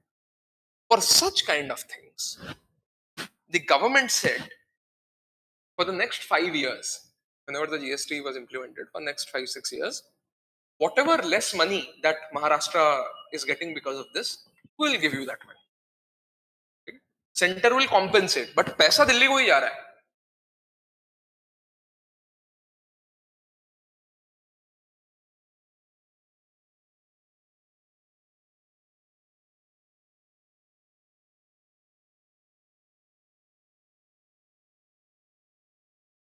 नहीं नहीं नहीं नहीं. For some time सेंटर ने बोला हम compensate कर देंगे of the revenue losses you will have. हम महाराष्ट्र को compensate कर देंगे, तमिलनाडु को compensate कर देंगे, ठीक है. बिकॉज स्टेट्स वर कंप्लेनिंग कि भाई सारे टैक्सेशन पार्ट तो तुमने हमने ले लिए, इन तीनों से हम क्या करेंगे, कुछ में तो लिकर भी बैन है, कहाँ से आएगा पैसा? सो सेंटर सेड जो भी लॉसेस होंगे हम देने को तैयार है।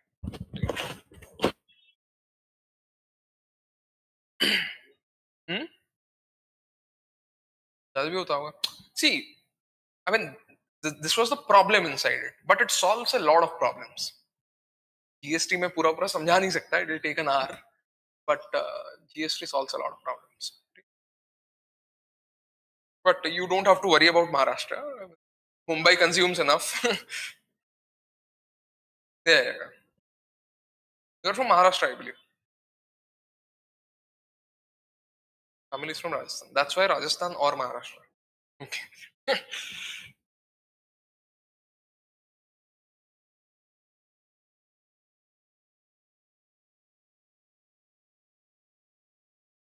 5 मिनट का ब्रेक ले।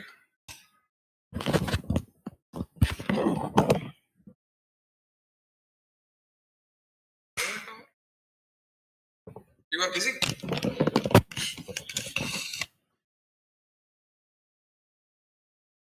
See, we can make some progress.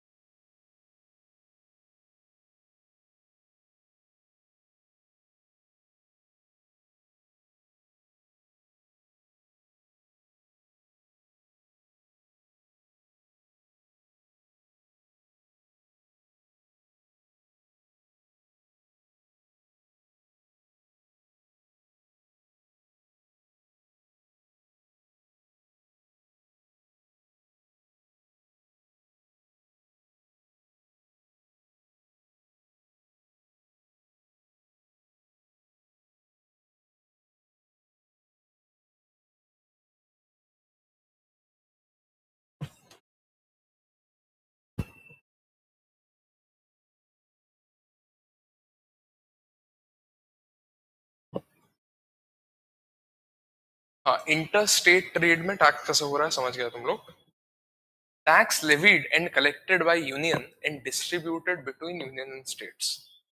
So, for example, income tax आ रहा है, it's collected by union. Similarly, CGST, इसमें जो CGST दे रहे हो तुम पॉपकॉर्न में, सेंटर के पास जा रहा है. It is divisible by the state.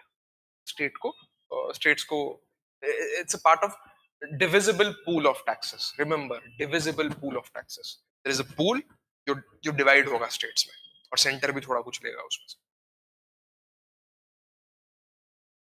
Now understand another concept, and all of these will come together when we study Finance Commission now. Grants in aid. So statutory grants, Parliament may make grants to states that are not in need of financial assistance, not to that are in the financial. Basically, if a particular state is not able to, does not have enough money, so center will give some certain grants for them to run the state. For example, Kerala, Himachal Pradesh.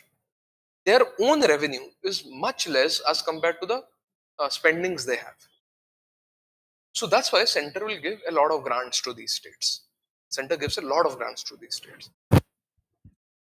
Then there are so the first type of grant is statutory grants.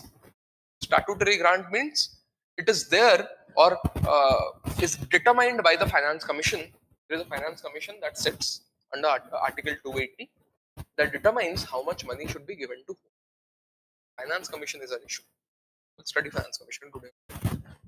So it decides how much to give to who. So it is not up to the center to determine how much to give. Whatever the Finance Commission has said, center has to give that much amount. Second type is discretionary grant. The union or state may make grants for public purpose.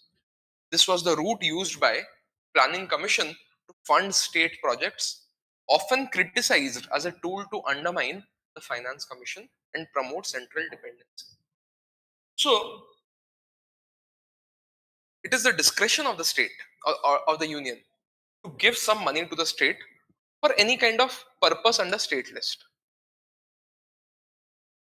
Finance Commission used to use this tool, that it used to recommend that, sorry, not Finance Commission, Planning Commission used to use this tool, used to recommend that give this money to this state, this purpose.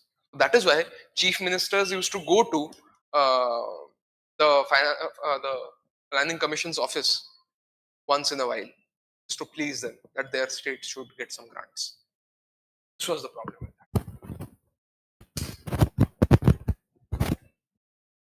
What bhavan they used to say?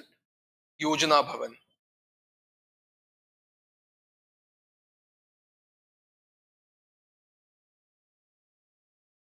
Role of role of the Finance Commission. Finance Commission is a constitutional body. It is constituted by the president every 5 years. Remember the article 280. Wherever you write Finance Commission, just write article 280. What is the primary function? To make recommendations to the president on vertical distribution of net tax proceeds between union and states. First thing, पहले vertical समझ लेते हैं. Total इतना tax proceeds है, for example this is a jar, ठीक है, सारा पैसा इसी में आके डल रहा है.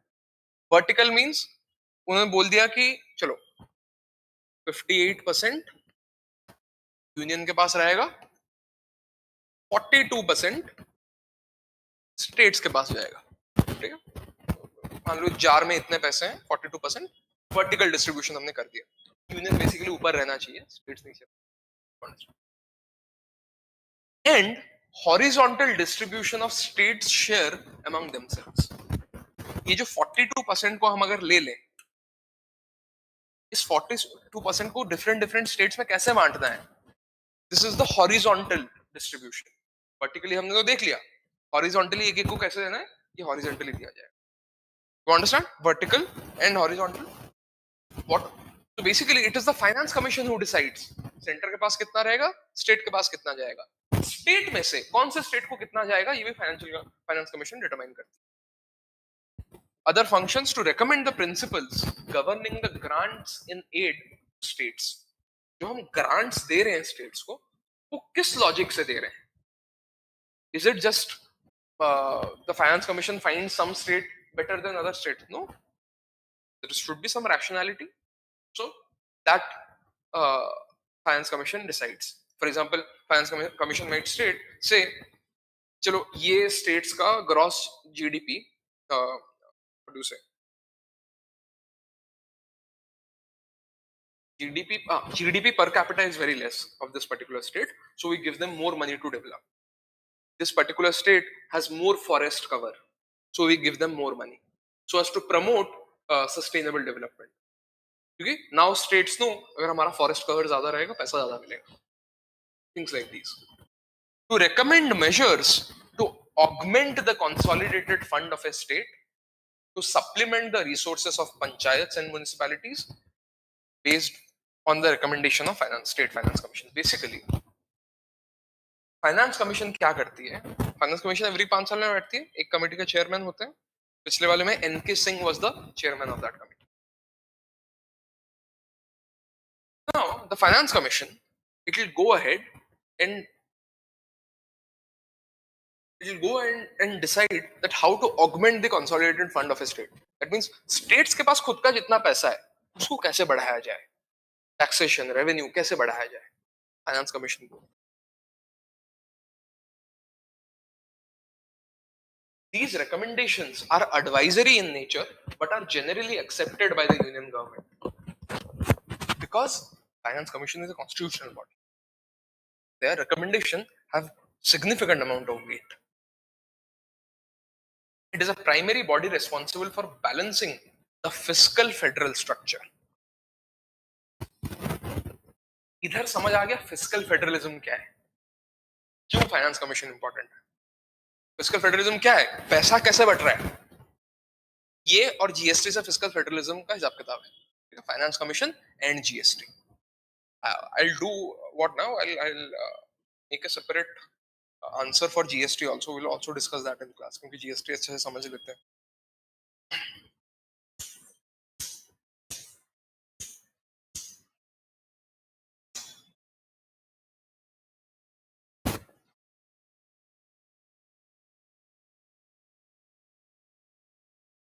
Now, when it comes to a state level, तो फाइनेंस कमीशन का एक पर्टिकुलर क्या इश्यूज और क्या प्रॉब्लम्स हम पढ़ेंगे.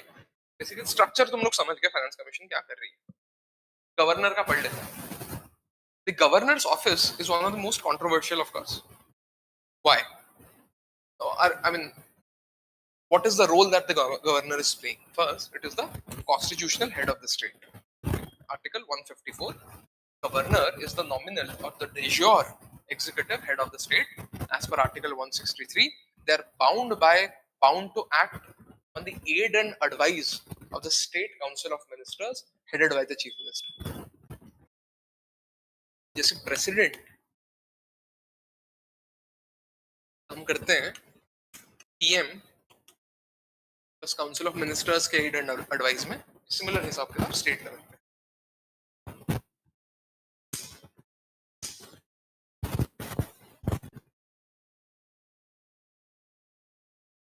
It acts as an agent of the central government. This is a criticism that we study. As per Article 155, the governor is appointed by the president and holds office during the pleasure of the president. So, the capacity of the governor to continue as the governor, it depends on the president. President can remove him overnight. There is no protection of the tenure. This makes them a link or an agent of the center responsible for ensuring that state government runs in accordance with the constitution, but effectively in accordance with the central government.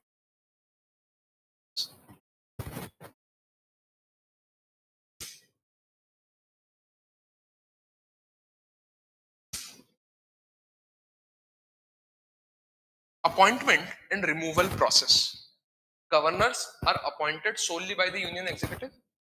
The problem is the post has been treated as a retirement home for loyalists of ruling party, retired bureaucrats or defeated politicians. For example, some bureaucrat who has worked for the ruling party very well, the ruling party will reward them the position of a governor after they retire. Do you all want to do that or not? No. Why so? Hmm? Administration is politics. Or do you want administration and politics dichotomy? Then hmm? Anonymous. Neutrality and anonymity. Very Weberian ideas you have. Good. The challenge is this creates a political patronage system. So some bureaucrats work as patrons of the government. Patronage system, oh sorry, politicians act as patrons of these bureaucrats, and uh, there is a favoritism that starts. This political patronage system severely compromises the governor's impartiality. Furthermore, the lack of fixed tenure means they can be removed by the center at any time. This makes the governor beholden to union executive for their very survival in office. So, whatever the central government usually says, the governor follows.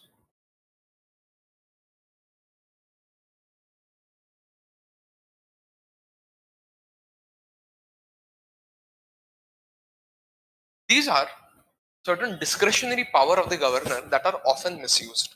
We are studying governor as an issue here. Governor तो अपने को पता है क्या क्या क्या कर रहा है. First is the appointment of a chief minister. In a hung assembly, the governor's discretion in deciding whom to invite first to form the government is often used to favor the center's ruling party, even if they lack a clear majority. What happens is, if there is 50 seats in a particular assembly, 25 is required for a majority, 26 is required for a majority. If no party has it, one party has 20, another party has 22. It is the governor's discretion whom to call. You won't call 22 necessarily. You can call 20 and say, if you can show that you have the strength, you can get allies, then we'll let you form the government. So this is where governor's discretion is used. Recommending president's rule. Governor recommends, okay, काम मान नहीं रहे हैं बात, president rule लगा दो, president rule लग जाएगा. Reserving bill for the president. Reserving bill for the president means, for example, the state assembly has passed something, it goes to the governor for confirmation, final signature. Governor can stop it. It will reserve that bill for the president's consideration. The governors have been accused of acting as a veto on behalf of center. They can indefinitely delay or reserve bills passed by the state legislature, which may be politically inconvenient for the center, for the president's assent, thereby frustrating the legislative will of the state. Recent conflict in Tamil Nadu and Kerala are prime examples. So, the governor of Tamil Nadu reserved certain bills regarding to NEET exams. An indefinite delay was there. Went to Supreme Court. The judgment is out, but the what do you say? It is being again reviewed by the Supreme Court. So, till the final judgment, it will come out in a couple of months. When it comes out, you add it to your notes. Okay? That judgment. Dismissing the ministry. While a ministry must be dismissed if it loses its majority, governors have sometimes recommended dismissal without a proper floor test. For example, Sarkar bani hui hai. The governor at times can dismiss them saying that they do not have majority just by saying that. This happened in SR Bomai case. SR Bomai versus Union of India. This happened. SR Bommai case में क्या हुआ कि SR Bommai who is the father of Basavaraj Bommai. Basavaraj Bommai was the chief minister of Karnataka few years back. So SR Bommai got elected as the SR Bommai's party, they had the majority. The governor did not call them. Uh, or there was some bill being passed. The governor dissolved the government, saying that you do not have majority. So SR Bommai said, I can prove my majority in the house through a floor test. You understand floor test? On the floor of the house, bring the people you have. The governor did not allow it, dismissed the government. It went to the Supreme Court, landmark judgment of the Supreme Court came in SR Bommai. Governor's power was significantly curtailed. So this was the role of governor at time. अभी तो इतना नहीं होता, but especially when India became independent, the Congress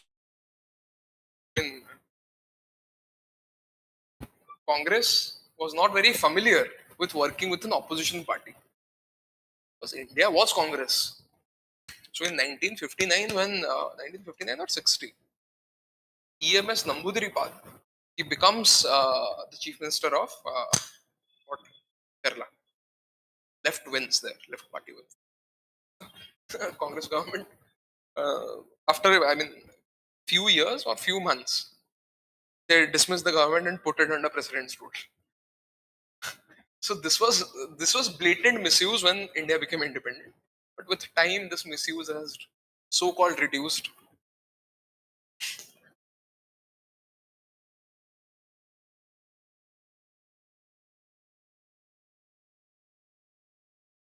I guess problems in Kashmir also started because of this.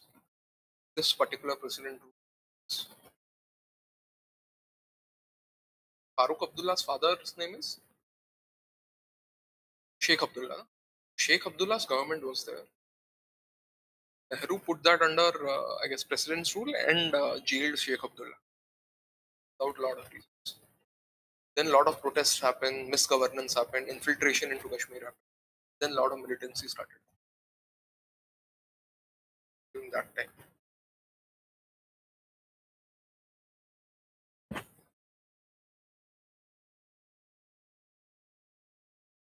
Governor is also the chancellor of universities. You in your universities you have VC. So the top of VC is the chancellor. Governor is the chancellor. The governor ex official role as the chancellor of state university creates another front of conflict. State governments which fund the universities argue that their legislative authority is undermined. We are paying for the university. Why center is sitting at the top of it? The governor often clashes with the state government over appointment of VCs, vice chancellors, and other university officials, leading to administrative paralysis and politicization of higher education.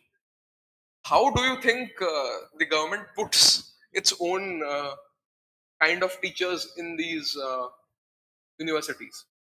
These kind of things. So all teachers' appointment, you must have seen whichever university you have gone, it is politicized. If you want to be a permanent teacher, you need to have political connections. So it's very common.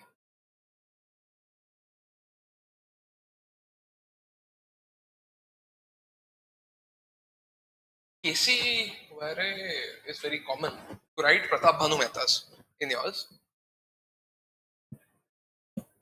Mr. Mehta argues that governor's office is used for constitutional hardball.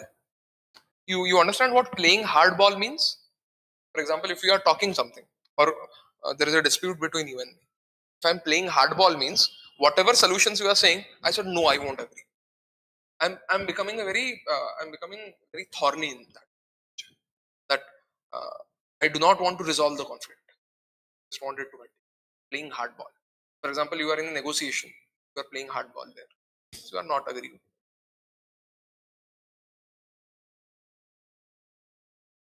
Constitutional hardball, that means using the letter of law to violate its spirit. He sees its misuse as primary tool for institutional erosion and undermining the federal structure, turning it into a unit federal system, unifederal system. That means one structure. So this is what Pratap Bhanu Mehta says. You write some of his name wherever relevant. Key judgments, SR Bobai I told you how it happened. Flow test nahi karaya. Recent cases are there. Governor's office is always in news. Every year it is asked. GS2 में पूछेंगे, पवाड में पूछेंगे, governor पूछेंगे, ही पूछेंगे. 24 में नहीं पूछा था, बट ना 25 में हमने नहीं पूछा ना. मैं आज जो क्वेश्चंस देख. अरे अरे नाउ वी डिस्कस नहीं पूछा था. Nabam Rabia versus Deputy Speaker. Supreme Court affirmed the principle of Gomai case, saying floor test is only constitutionally ordained mechanism. Basically, in this case, what happened? Nebam Rabia versus Deputy Speaker. This was happening in Arunachal's assembly. So, so the speaker said that the speaker took out or cancelled the membership, and the speaker was removed. And so, for example, the legislative assembly, it voted to remove the speaker. There was some conflict happened because that speaker was backed by the governor. So this dispute happened. Then again, it went on to the level of governor. That can governor be involved in all of these things? Then the Supreme Court reiterated the SR Bomai judgment that governor has to act like a constitutional head. It has to be impartial in nature. There has to be some level of neutrality to the governor's office. They cannot just act as an agent of the center. State of Punjab. Punjab, this governor was withholding the assent to a lot of bills. Supreme Court said that they must return the bill to the legislature as soon as possible. It clarified that governors are not above the law and cannot sit on bills indefinitely, thereby killing them. So just see how much criticism is done to that office. They're not above the law. Everybody is saying something or the other.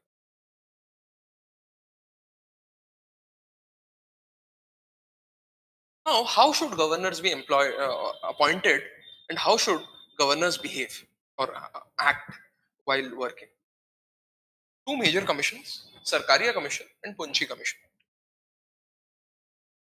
Sarkaria Commission says governor must be an eminent person in some field detached from active politics and from outside the state. So that person should not be a person from that state. It should be an eminent person. You don't make governor to any guy. That person is a nobody and you have made them governor. Should not happen. The state's chief minister should be consulted before appointment. Yes.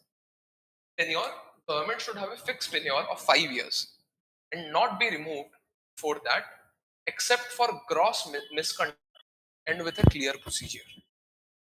So 5-year tenure should be there and there should be a gross misconduct for them to remove. There should be a proper procedure of removal.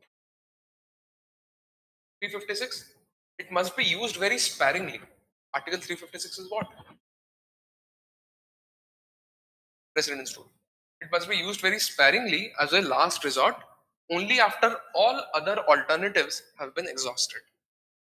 So, President's rule, starting for a very long time, President's rule has not been misused that much.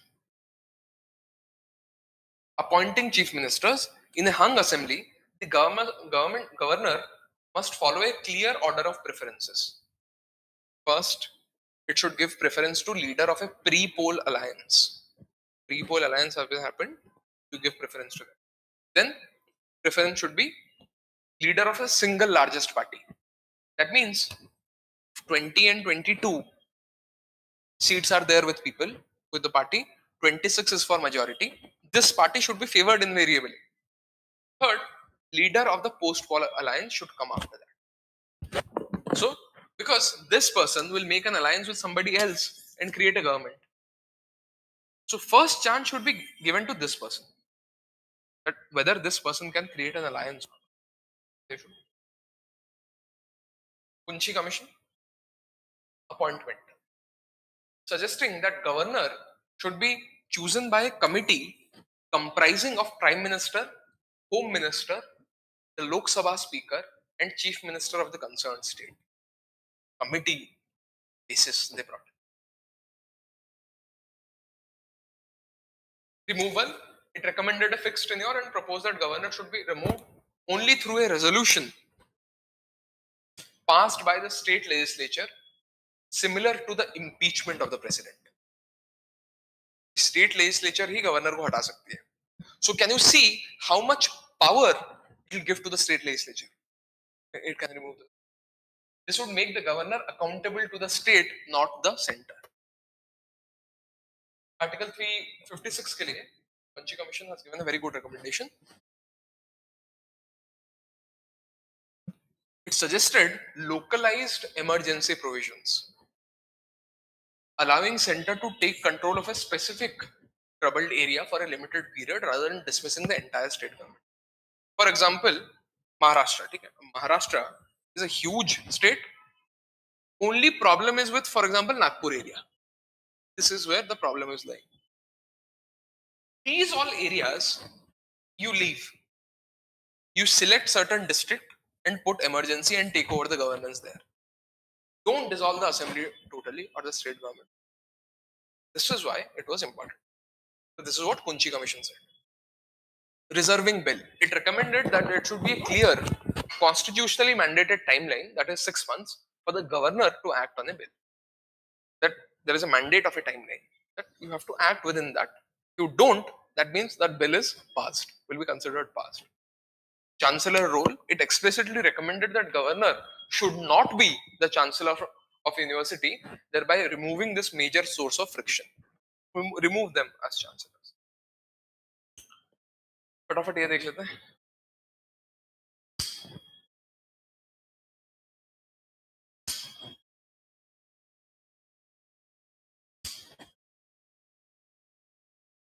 Chief Minister and Council of Ministers.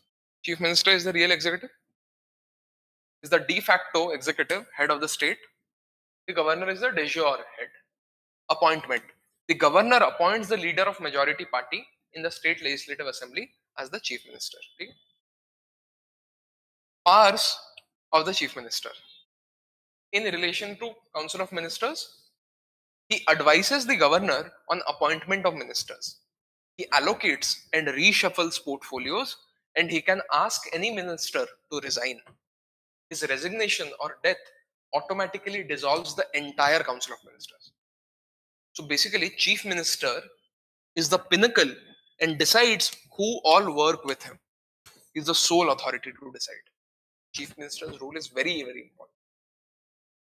In relation to the governor, he is the principal channel of communication between governor and Council of Ministers. So here, governor is sitting. He is the channel of communication.